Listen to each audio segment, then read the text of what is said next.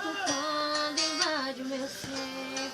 Não dá pra explicar a vontade que tenho de chorar quando meu coração age com tua presença. Quando entro na casa do Pai, me esvazio de tudo, pra que você me encha com apenas o que é seu. Nada que vem de mim quero manter. Sou um ser humano, mas escolho hoje viver pelo Espírito.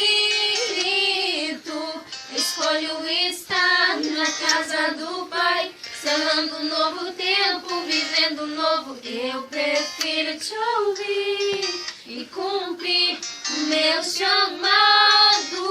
Espírito de Deus vem inundar o meu ser.